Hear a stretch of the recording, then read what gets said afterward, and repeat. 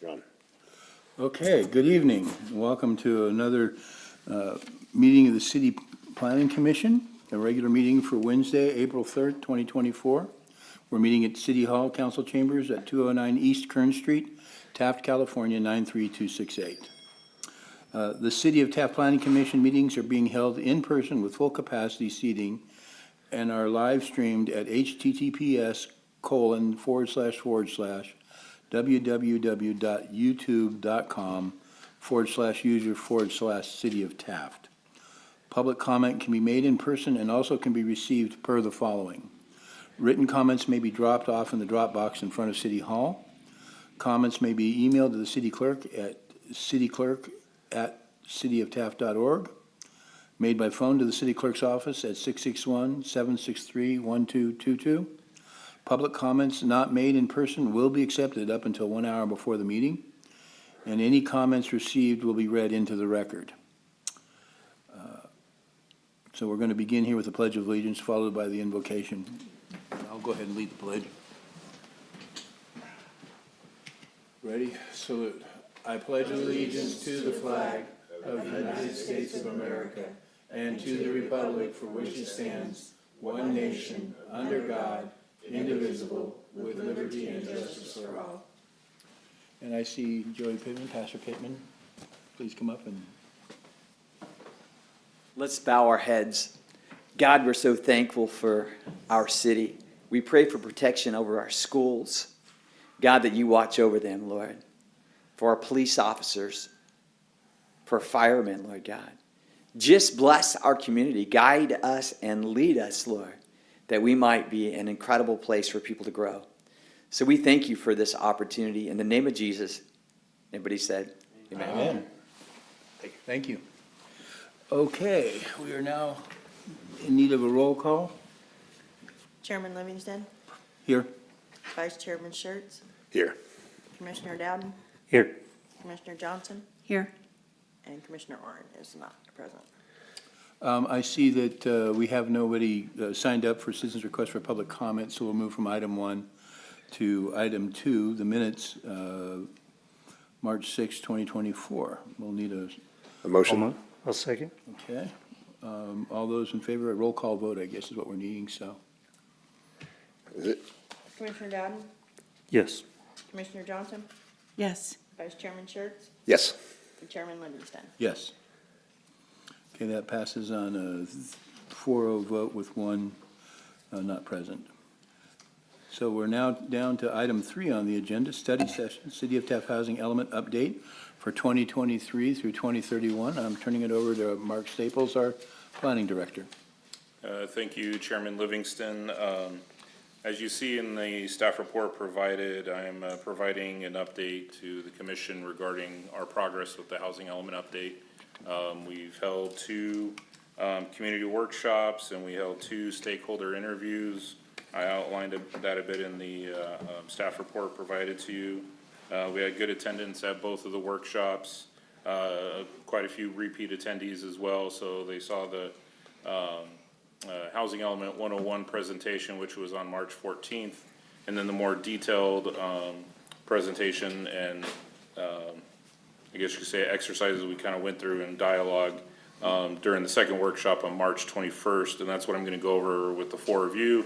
We've gone over some of the basics and the basic numbers and all that, so I'll try to quickly go through this, but we had our introductions of the team. We had everyone from Precision Civil Engineering, which is our consultant team there, except for Shin Tu. She's doing a lot of the bulk of the mass of the document and getting it updated, and she's a remote employee with them. So we did have Bonique, Jenna, and Jasmine there, both on the 14th and 21st. They went over some of the workshop goals, so everyone can learn the background of the housing element update process like we've done each time. It's kind of not really a new concept, but there's a lot of the technical terms that are used throughout planning documents and especially the housing document. Then engage, we did have a lot of back and forth, question and answer throughout the presentation, and also get them more involved in the process, and it seems like we're getting some real good responses on the survey, and hopefully it came from some of these meetings. So the outline of the workshop. So the first part was, we did a quick recap of the basics of the housing element, what's included and what the housing need allocation means and what we have to do for it. In the first meeting, we showed a 6 to 7 minute video that tries its best to kind of give a synopsis of everything that's covered here, but more of the, as a resident, how and why we go through this process. Again, we went over how it's a required element of the city general plan. We go through this process every 8 years to update the forecasting of population and job growth and needed housing units. And then how it's the principal guide for strategies, or what we're calling the programs in the document. And then also it's the opportunity every 8 years to get the community involved.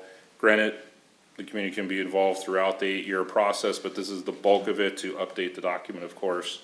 And then also it's an access point, having this in place when there's housing funding available out there, having a up-to-date housing element in the reporting we do every year. We did that back in February for the 23 year housing units that were built. Makes us that much more in line to get housing funding.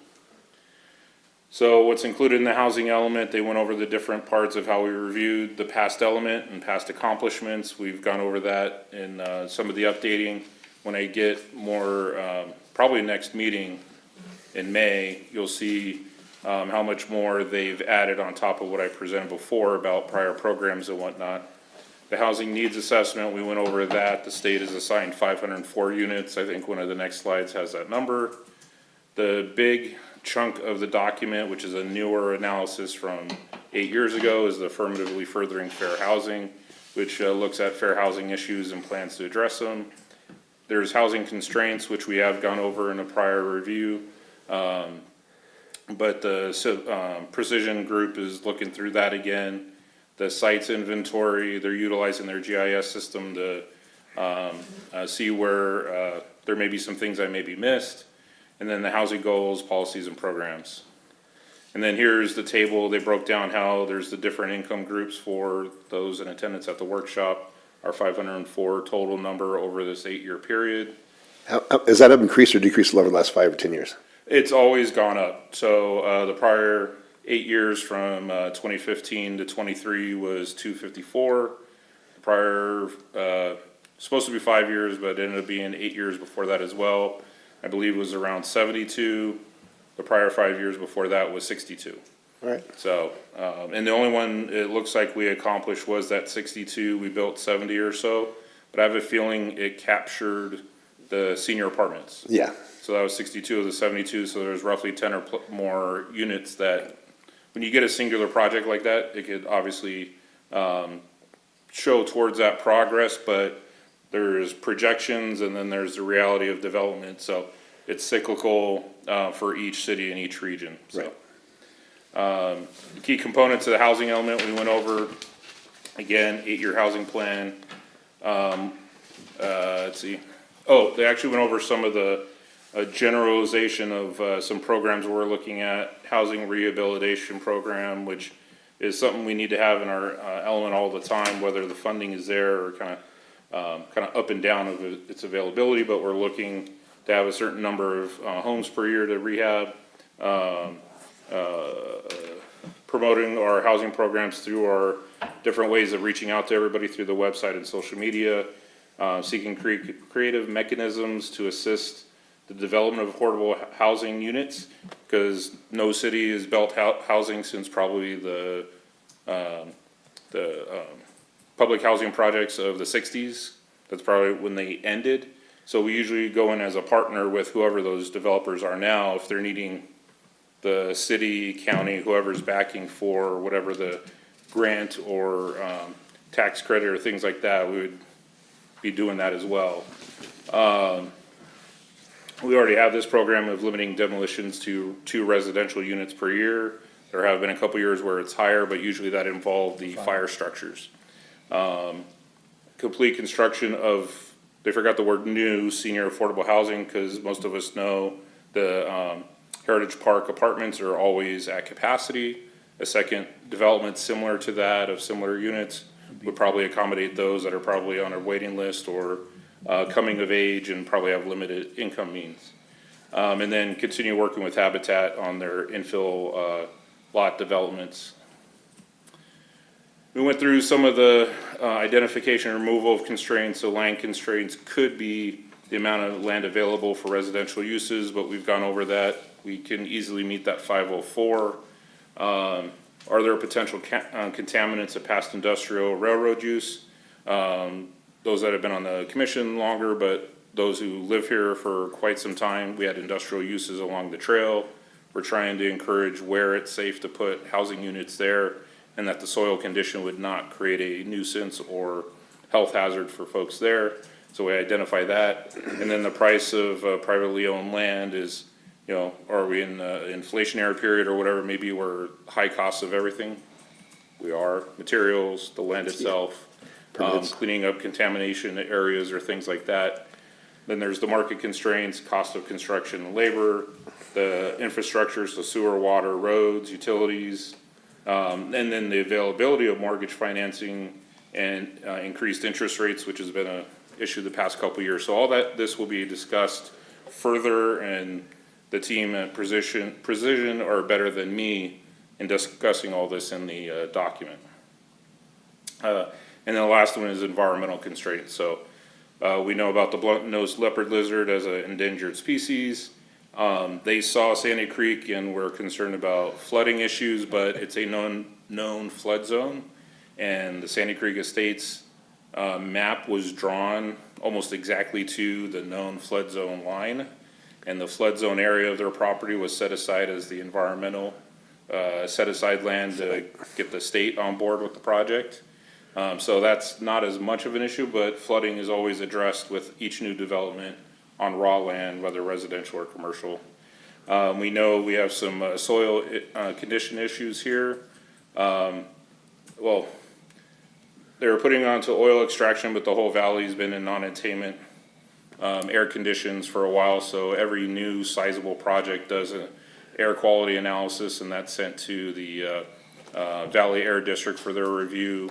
And are there things there that could be mitigate that issue? And then if we get up into the hills with new development, steep, difficult, and terrain issues. And then zoning for a variety of housing types. We actually kind of went through a lot of this process by going through that downtown specific plan, and we went through how do we feel about a little bit more density, a little bit more height. It gets us some extra units in the downtown area. It gets more residents in downtown or right next to downtown. If we're able to build something like that along the trail, 2 blocks away to walk to eat at a restaurant, go shopping downtown, you know, sustain all that. But the state wants us to show or demonstrate that we can support all these varieties of housing types. And the key ones that we don't have in our code right now are farm worker housing, and this low barrier navigation centers. When I get a good definition of that, I'll share it with you. It's Okay. It's along the lines of the emergency shelters and transitional shelters we modified the code for 8 years ago. But it's similar to that, and it'll be a new land use category, if you will, that will be going into the code, probably post housing element approval. Was that from a piece of legislation that we got that? Yes, it's part of the newer bills that have come in the last 8 years.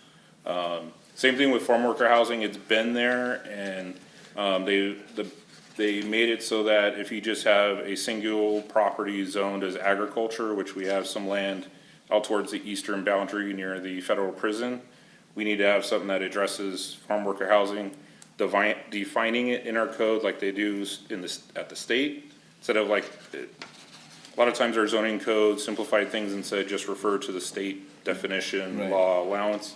Now we have to integrate it into our zoning code.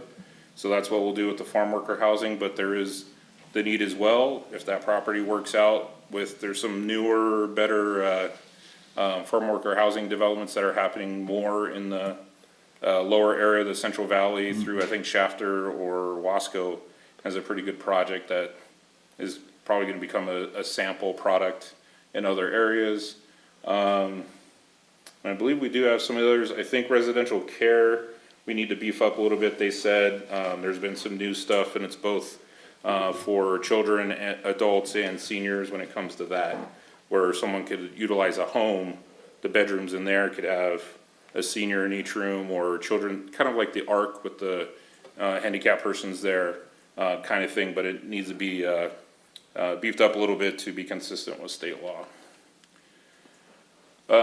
Housing for special needs populations, the main one here, or two of them, farm workers, large households, we haven't covered much. It's, I think addressing those that max out with probably multiple generations of families in their homes, but aren't necessarily overcrowded.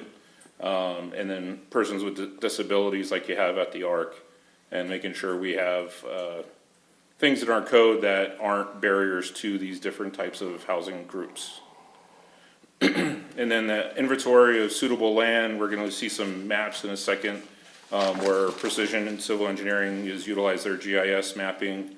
They've mapped out the site lists I presented to you months ago, and then they're layering a little bit of affordability with that as well. So they're going through that exercise as we speak.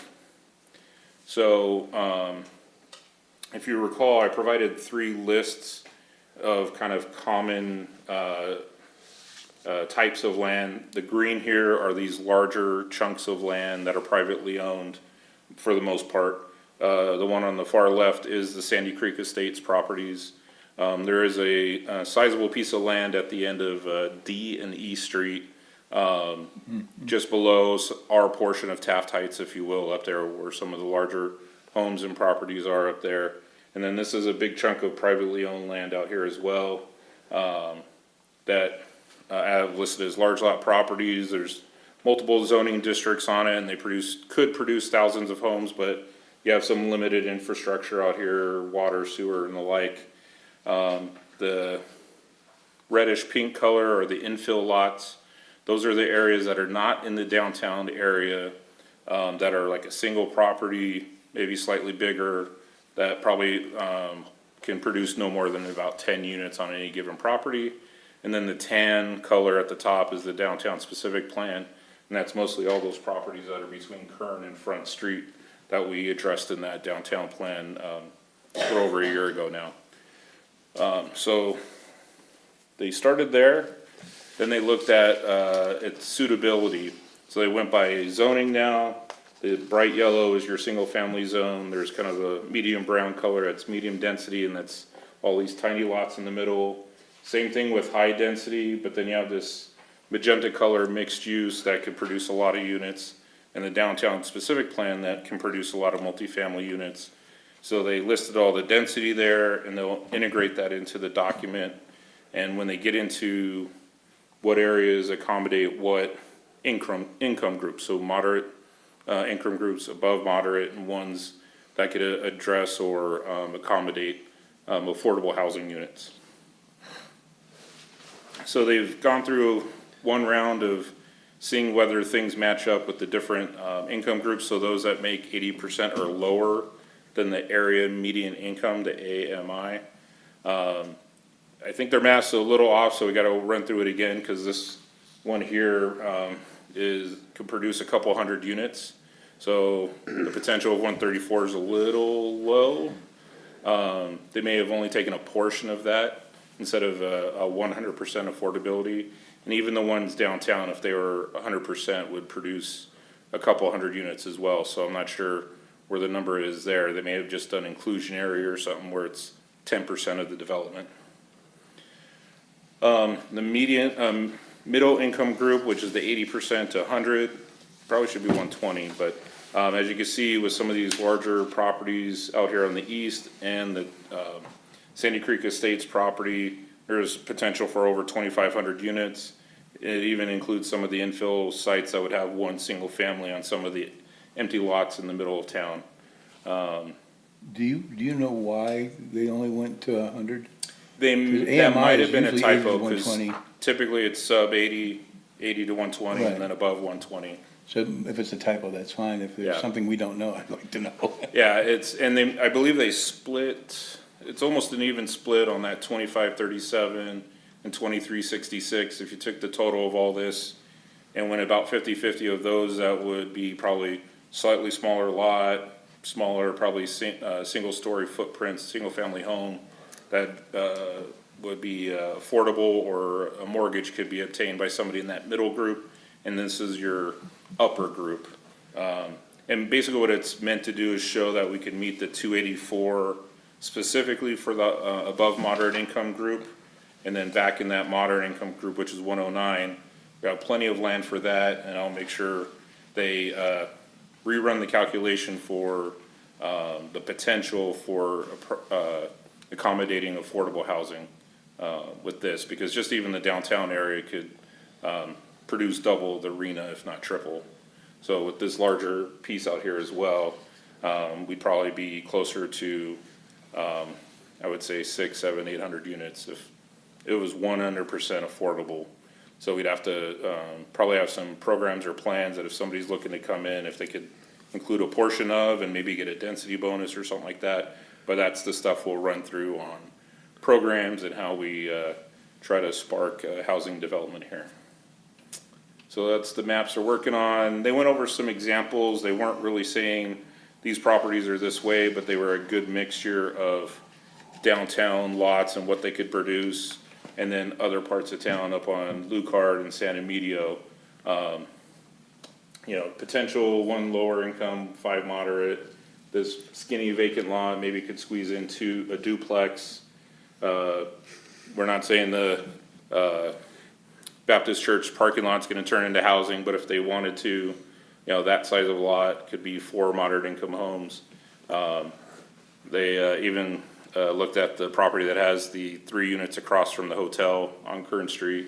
So it could be up to 10 units, things like that. They're showing examples of how they're just looking at these different properties, and we may have to have a couple zoomed in examples like this for the state included into the housing elements, so they could see we're really looking zoomed in and not just a big broad picture. That makes sense. And then this one here just looks at the large lot properties. It'll probably be the prime example of accommodating a lot of our moderate and above moderate use units for both the remainder of the tract that's above the trail and the one that's below the trail. Okay. And then the one thing we didn't get too much into, there will be 2 or 3 maps after this, but is this affirmatively furthering fair housing. So it's taking all the different layers of looking at racial and ethnic and poverty areas, and other actions that could provide more access to opportunity for housing. And this is a very pared down version of a lot of the information the state has put out there about fair housing. Some of it does come from the HUD definitions of fair housing, and looking at areas you may have heard where some of there's like civil rights violations, but it was back when there was a time where unfortunately we were recording onto properties, certain groups of people were not allowed to purchase, be the purchasing group the next time around. It was any group you could think of was probably listed as a group that couldn't. So I don't believe we have a lot of that here. I've not heard it. I blame the Irish. Yeah, well, even groups like that, you know, Yep. people forget. There was always a group that early recordation of properties and plat maps would say could not be here, or this is where you direct them to buy or rent property in that area. So that's kind of the broader general way of looking at housing issues, but this is some of the direction the state has given in looking at these 5 components of the AFFH process and things to look at: fair housing enforcement, looking at segregation and integration patterns, racially and ethnically concentrated poverty, disparities in access, and disproportionate housing needs. So they have these GIS data groups. So this one just looks at the median income. The light pink that goes in the center from the central part of Taft and South Taft, that's all the folks that, or at least the median income for that area is below 30,000. Granted, I'm sure a lot of the folks at Heritage Park are probably a lot of Social Security income earners that are probably well below 30,000, so it does weigh that down. But South Taft seems to have a lot of folks that are sub 30,000 income earners. You can see Ford City to the north is a little bit better, and then the west side of town is either Moving on up. 55 to 87, it looks like. But it doesn't, I don't believe we're either of these higher income median groups. And we won't see the map here, but there is some dividing lines, if you will, when it comes to median income. But the one thing we don't have is there's one layer they have that discusses a high concentration of affluence. And if you saw that and looked at a broader Kern County view, a lot of the west side of Bakersfield where there's some gated communities that Yeah.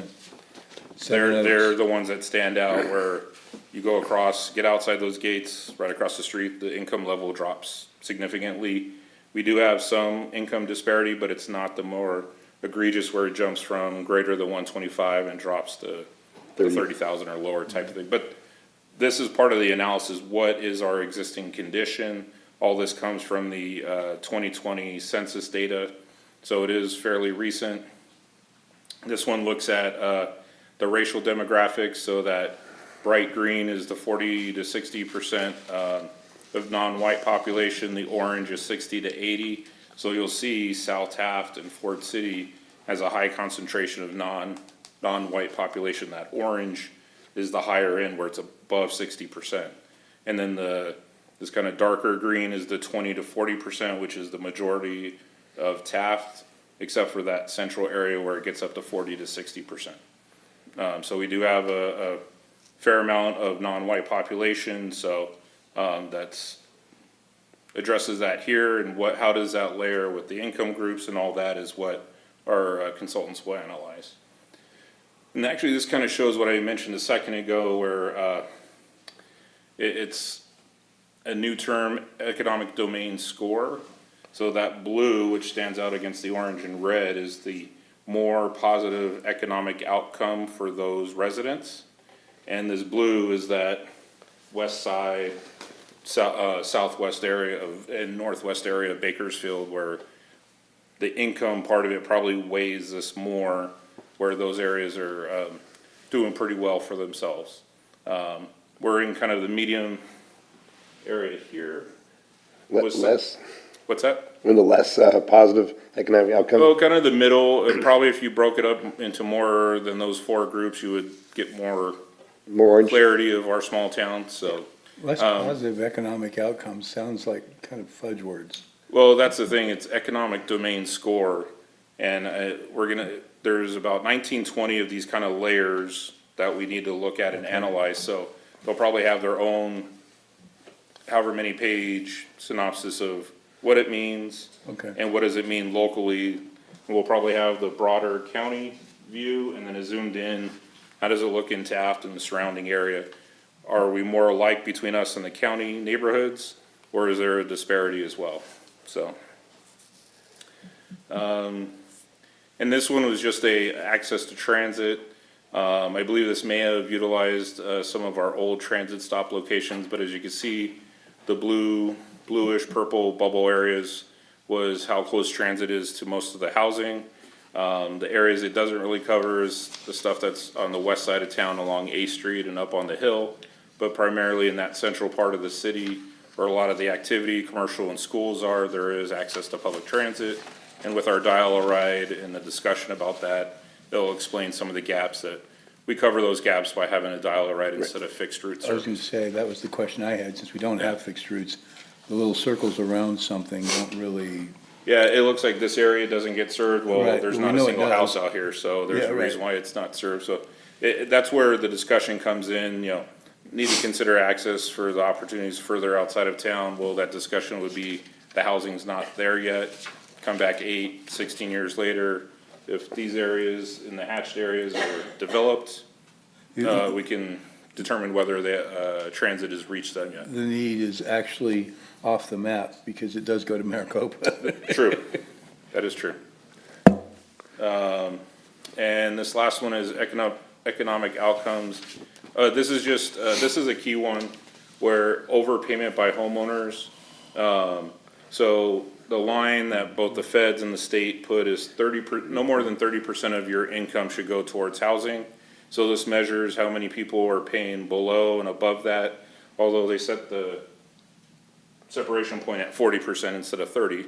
But the light yellow are those that are overpaying. So you have both the area that was identified as low income and probably your moderate income, they're both overpaying.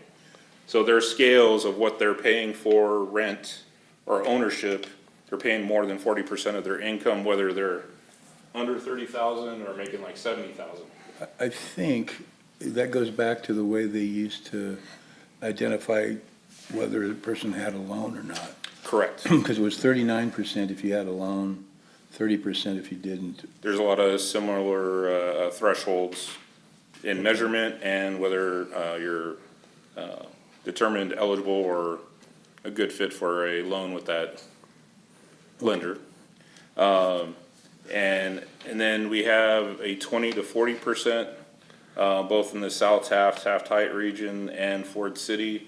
So it's all kind of in that 20 to 60%. Generally, thankfully, nobody's paying, or there's not enough people who are overpaying 60% of their income for housing, so it's not showing here or outweighing the more moderate range. And then there's nobody who has it easy, I guess you could say, for paying less than 20% of their income towards housing, or at least it's not weighing in that direction. So we're in the good 20 to 60% range with these two areas, at least how it's averaging out for the median income or median payment. So they wanted to go over some of the meaningful actions. So they provided an example of what the fair housing issue is, what's a contributing factor, and what are some program ideas that we could get into. So in addressing potential segregation or integration issues, the lack of private and public housing investment in Central Taft, because that was the lower income area. What are some opportunity maps or coordination with nonprofits as a program idea to address that? Disparities in access to opportunities.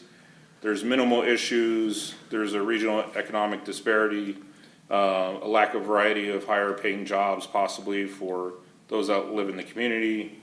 The developer open house, it's more of continuing outreach that we've started now with the home builders and all that. Don't just stop when this document preparation is done.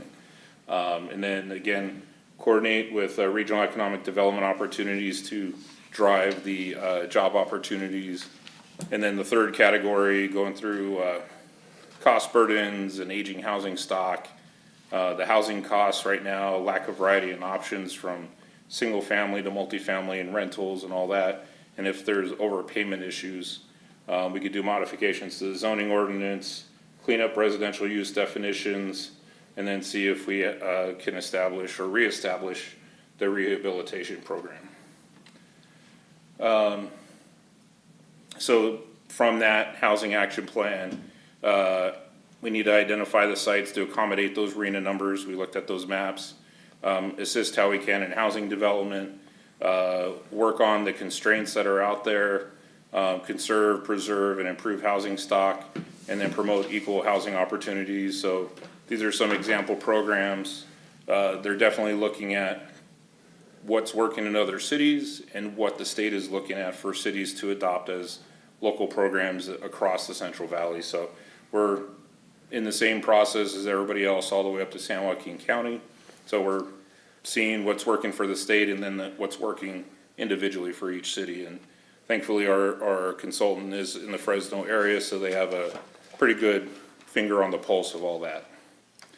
Then community input, we started having a Q&A with the group that attended. So we went over what was discussed on March 14th. And then a lot of the folks were repeat attendees. So we did have some question and answer, promoted the online survey. And that's one thing I want to say is if you noticed on the city Facebook and on the city website, and I'll show the website locations, we did extend the survey deadline to the end of this month, April 30th, instead of the end of March. And, but we did just crest over 100 responses earlier this week, so we're doing good like we did last go around. Oh, and then we went over some of the comments. The meeting on the 14th, we had some maps on tables similar to, I think, what we did for the downtown plan. We asked folks to write their comments, questions, ideas, positive, negative, whatever, and put them on the map. Originally, we thought the post-it was geographically accurate to where they put it on the map, but I think a lot of folks just kind of put it out on the outside edges. But these are some of the comments we received in that the green is opportunity, so there's an opportunity for more apartment development and some more new single-family home development. Some areas are not as livable, there's a lack of services. Up on the hill, obviously, there's the slope issue, lack of public transit, it gets further from the schools. The homelessness was a comment that was repeated a lot in both workshops. The need for senior apartments, it was repeated a lot. And then a lot of the comments out here was more that this larger property that hasn't had anything developed on it yet is far from everything at this time, but as it starts developing, it'll all fill in. This QR code still works, even though it's the old flyer that said March 29th. It's still open and active on the Facebook page. This graphic is there with the extended date, but we've also put a direct link, so if you're on your computer at home, in the comment section, you'll see the link that will allow you to just click and take the survey there. Those that like to do everything with their phone, scan the QR code and you're good to go. Some of the community survey responses, this was back when we only had about 30 responses. We asked folks to rate their own physical condition of their existing home. It's kind of in the middle there with 42% being very good condition, but there is some signs of minor deferred maintenance. A quarter of them said excellent condition and about a third said fair condition.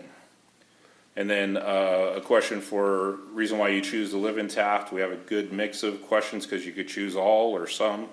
And the main ones are proximity to work, proximity to family, affordability, and then the safety of the neighborhood are the 50%, 42, and 33% respondents. On question 7, what type of housing do you think is most needed in the city? Again, a good mix of responses, but the most chosen options were affordable housing for families, affordable housing for seniors, affordable housing for veterans, and then assisted living facilities at 50%. And then we have a good third of respondents said single family as one that's needed here as well. And then question 8, what do you believe is the biggest barrier? 83% rising home prices and rising rental prices. And then half of people selected limited options within their own budget. And then a third of respondents that there's not enough housing being built. And that is a common response we get. We've shared it amongst ourselves as well. We are looking for those builders both on the single family and multifamily side to start filling in some of the actual gaps and then the property gaps we have in town. And then we went over with the group the site inventory map. Again, more post-it notes with the maps that are provided. We had plenty of other questions beyond what we went over in the housing element with the folks that were in attendance. We got a lot of good responses. A lot of folks were appreciative of having the workshop. Next steps on the update process, any questions they had. We have this kind of graphic timeline that we were still in the community input period. The writing and preparation of the draft housing element actually has been before, during, and now since. We still have some review periods to go through in the hearings, but then the state will have a 90-day review probably during the summer. And we may not have to re-adopt unless they specifically call it, but I will definitely update the commission and the council as we go through the review period later this year, because it has been taken almost all the way up to the 90 days for every other city and county to get a response from the state. So and there's that potential for readoption depending on the revisions needed. Again, we have it's one survey, it has both the English and Spanish translations on it. It's good till April 30th. And then Website. on the website, city website, the very first latest news, the housing needs survey is extended to April 30th. And there's the flyers there. Then, as I mentioned on our city Facebook page, the direct links to it are there as well. And then if you want to see more of the detailed documents, if you go up to departments, and right here in the middle column for housing element, this is all the information that's there. The videos I mentioned at the beginning of the presentation, there's one from the state, and there's another one that, this was more of the technical one. This is a little more general terminology, less technical talk and describing the housing element process. And then if you scroll down, the direct link to the survey and flyers are there. Both the workshop 1 and workshop 2 presentations are in PDF format in case somebody doesn't have PowerPoint, because that is a paid subscription to have that. So both presentations are there. And then we have everything in Spanish as well for the residents here that speak Spanish. So that concludes my summary and review of our workshops, particularly workshop 2. I welcome any questions from the 4 of you.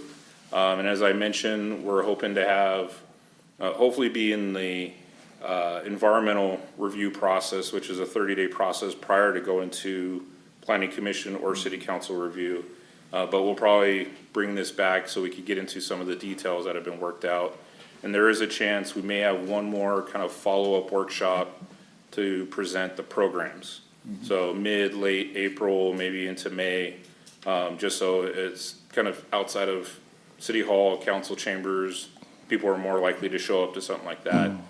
So keep an eye out for that as we move forward. Good job. Any prospects to developers looking our One thing I way? didn't go over, we did have 2 Zoom calls with the stakeholders, and one was the home builders in the Kern County area. We did get the Home Builders Association director or president of that association, but unfortunately we didn't get any of the home builders to attend the Zoom call. But we may, through repeated workshops or calls, maybe do a re-invite and see if they will come out of the woodwork and have a conversation with us. But we didn't get anybody on that. We've had some good responses from local residents, Colston Construction, some of the school districts. We have an upcoming call that I think almost all the school districts have reached out to us, from Taft City, Taft High, and Taft College. So we're hoping they'll all be on that call just to get their input and what they're seeing on their student population, which also is an indicator of housing need. So we're still in the outreach process in the next week or so to talk to the last couple of groups, and we're hoping some folks will go, okay, we'll do a one-on-one and we could get more input from the builders, but at this time the builders haven't talked to us yet. I'm sorry, do you have another question? Go ahead. Okay.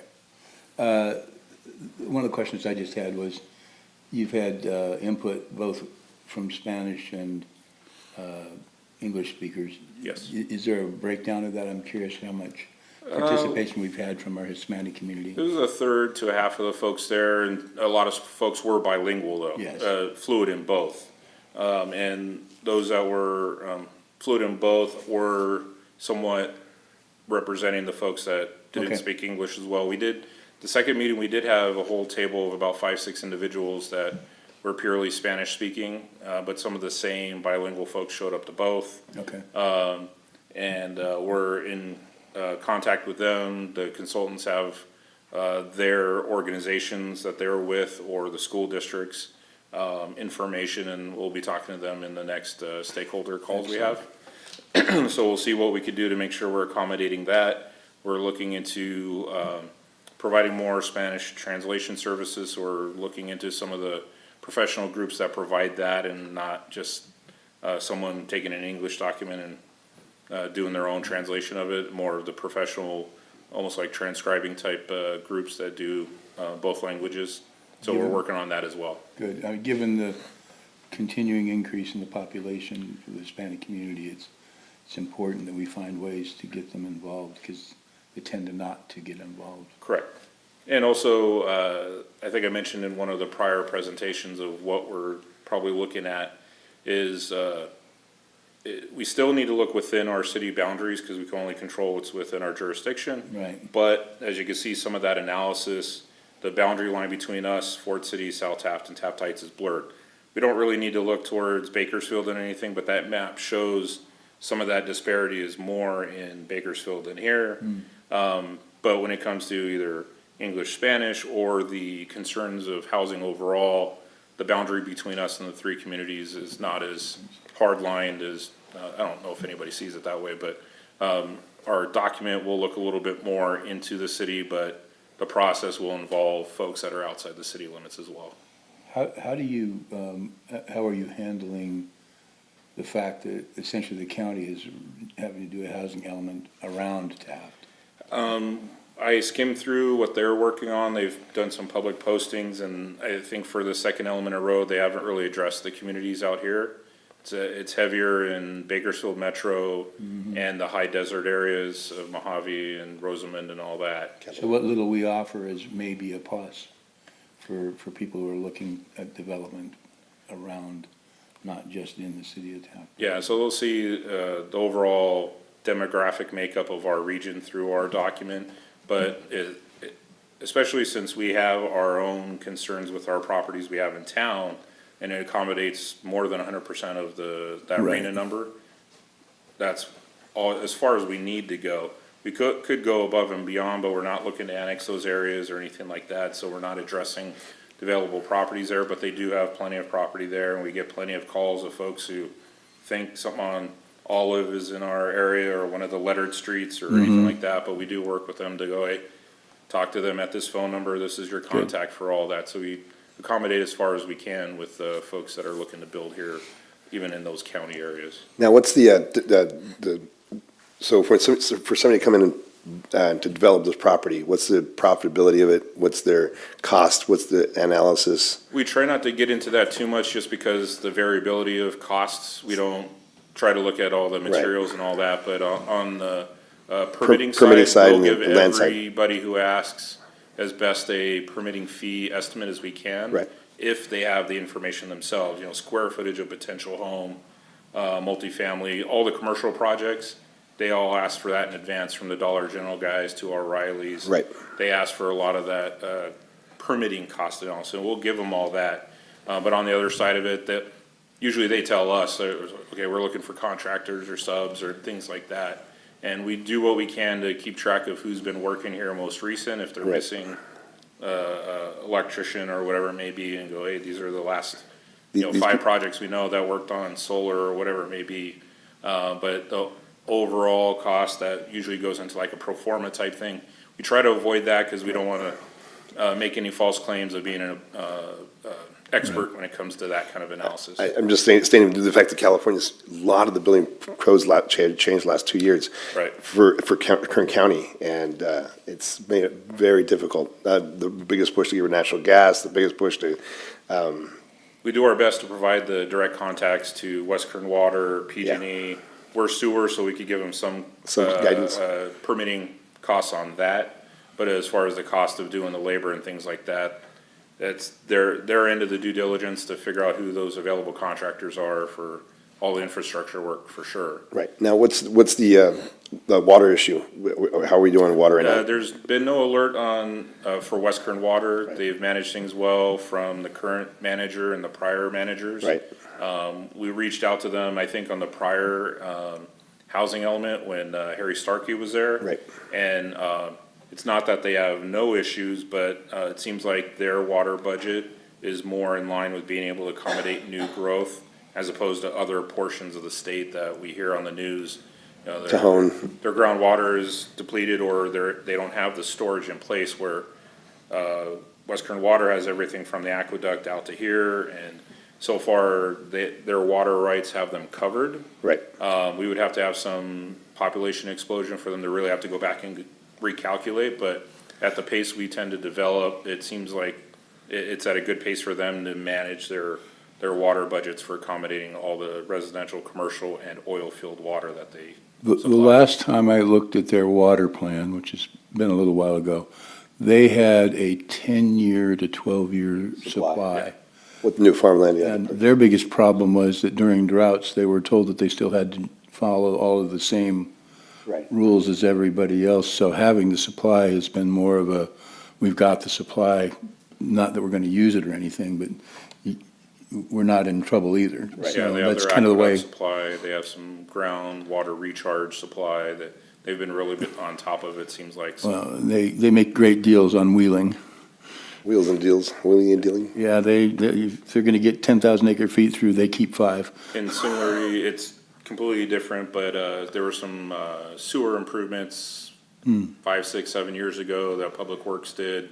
And that, with the same amount of capacity space, opened more capacity space because they more efficiently process the wastewater that ends up going there.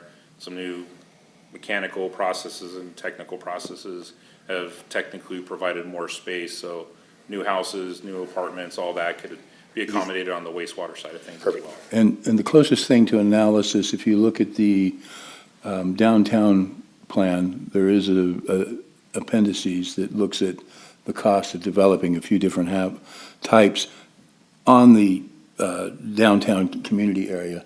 But that, the longer we get away from it, the less accurate it is, but it's still a relatively good point if you wanted to point it out to somebody to look at that. Right. Yeah, a real short version, a bridge version of a pro forma, if you will, it has a property acquisition costs, anticipated rent or sale type costs, and showing where the shortfall is on the return over, I forgot the amount of years, I think 10 they year. did 7 or 10, and things like that. So folks could look at that and see whether or not their numbers match, or insert theirs and see if a project generally could be, get the return in that time period. Sounds good. Okay. Thank you. Any other people got questions? Not about this, but in future, the Tejon development out there, we're gonna have a casino and potential concert stuff later. That's the job site. Will we be able to have a transit, maybe, at least try it, see how it goes, back and forth once a day or whatever? Because we're anticipating, like, probably have some people from here working out there, or Right. people wanting to go gamble, or So might that be was an opportunity for bus to go out Very once a much day. so, the or- amount of jobs they need to run that facility. That was a common question when the spokesperson for the development was here at the Fox a month or so ago. I believe that was one of the main questions, and I'm sure they're willing to accommodate or have some place that would be the transit stop. But that would take I'm sure our transit, the Current transit. current transit that It- stops out here, they'll probably re-look at some of their routes, whether it's if it's its own individual one, or if it's gonna stop in outskirt areas like us, Arvin, Lamont, because we're kind of that southern Right. group. And if I remember correctly, part of that is also, I mean, Kern Transit is a franchise. They're not the ones who ultimately make all the decisions. Right. It's still the county. It's part of their Public Works Department, I It's believe. tied into Kerncog as well with some of the funding that supports that, so that there's Right. a lot of So other they're all elements kind that of will gonna have to be dictate that. involved in that. But everybody is looking at that, people are asking about potential jobs and all that. Everybody's noticing the need for how to easily get there and back, whether you're working or wanting to stay there or just gamble for a bit. They want that development, not to get too off course here, they want every possible user there, from quick stop by just for food and no gambling whatsoever and all that. So, but that kind of job boom from one facility affects all the other projection numbers. And since that won't be completed till sometime next year at the earliest, it'll be that next cycle that development will get all these numbers tweaked for that next cycle from 2031 and beyond. Perfect. but Kerncog will track it, the county tracks it, and the state will track it with all the traffic count numbers. It'll see where they're coming to and from, which areas, I don't want to say benefited, but where a lot of the employees are living and working there, because there's obviously not a lot of housing immediate there. And we'll see what kind of numbers that produces 3+ years from now and how that affects housing growth. One of the things we haven't mentioned about that too is that in San Diego, a number of the casinos that the Indians have established eventually had their own transportation program because Right. bringing clients to their business was worth to them to have the bus Yeah. available. So that's a possibility separate from the government arranging for it. For us, yeah. Like sometimes they started with a Saturday show up to shop kind of transportation. And I haven't heard Kern Transit really planning on tweaking the buses out here, but they are some routes that run out that direction that they might extend the route because they need to increase ridership like everybody else. It's tough to keep it subsidized by the government if you don't have enough ridership. And that demand, once it's open and word of mouth and advertising and all that, generating that demand for people who wanted to work or enjoy the facility, we'll see how that triggers changes in transit for sure. Well, unless anybody's got any other questions? Nope. Thank you. I guess we're on to your planning director report. I think the only thing I'll mention in my planning director's report is I'm headed to our national planning conference next weekend in Minneapolis. I'm leaving a day or two earlier, next Tuesday on April 9th, and coming back on the 17th, so I'll be out of the office that time period. So I'll do what I can to check emails and get calls forwarded to me and whatnot, and try to work while I'm on the go. But I'll be out of the office there. It'll give our consultant team time to get a lot of the meat of the document done, and we'll see what we have later this month in April. But I'll be out from April 9th to the 17th at this conference. Plus, I have somewhat of a direct responsibility of going there because I'm the chair of the Small Town and Rural Planning Division of the National Planning Association. So we're awarding a number of projects across the country with some local award type awardings of their efforts, their comprehensive plans and other initiatives in other states. And though we do have a fairly active group of California agencies that have been submitting as well, so we've been recognizing some of our own here too. Very nice. Okay, city attorney statements. Thank you, Mr. Chairman, no statement. Okay. Commissioner comments. Aye. Start at one end and go this way. So start All with right. you and come this way. What's going on now? Everything's good right now, just working on housing, so, yeah, keep going, yay. A lot of things going on in Taft lately. Oasis has been doing concerts, the bank, Fox is gearing up to do some things, so go to those events and support your local business. Yeah, it's especially important to support locally. If anybody gets a chance to watch the presentation that was given to the city council last night by Les Three, it is a good example of all the things that our Park and Recreation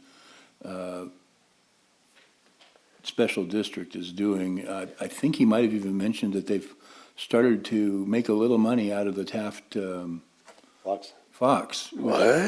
I think that's what I heard. Can't be done. But, I mean, a little.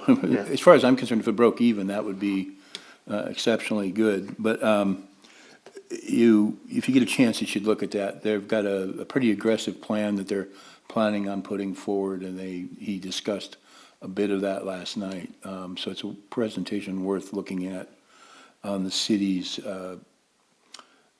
site for their city council meetings.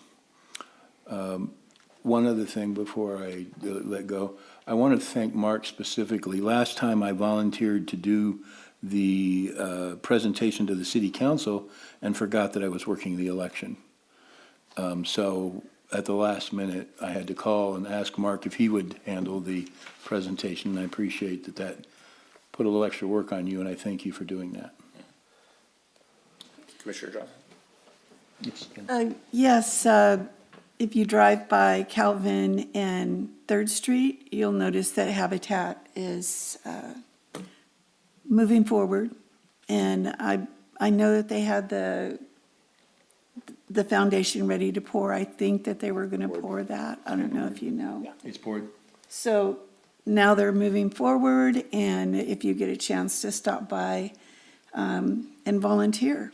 When they start on Saturdays, they normally have a work day on Saturdays for the community. I don't know when that will begin, but it's a good group of people with a very wonderful vision, so please be sure and stop by. Yeah, so Volunteer. hopefully some of these folks will be there. Look for Rebecca, who's been a main kind of a leader for that project site. There's also Art, who's worked on a couple projects here, and then possibly even their director at the moment, Ron White, not the comedian Ron White, but Habitat for dang it. Humanity, Golden Empire Ron White. That'd be way cooler. Yeah, Maybe out there as well. A little fundraising so- while you're, Hopefully they have some way of identifying themselves out there, but look for somebody with a Habitat shirt and Yeah. see if you are willing to volunteer. They'll take that on most Saturdays, and that would definitely help the family that's gonna eventually live in that home. And they'll be putting their sweat equity in, but they're looking at that, and maybe I'll work with them towards the end of the project to maybe make a presentation before the commission as well. They That'd be nice. presented before the council and sit and sip, and I think some of the service clubs, but they've been doing a lot more than just building one home at a time. And I don't think they've had a chance to present before the five of you about what they've done. And I want to leave it to them. I don't want to give any kind of synopsis that's right.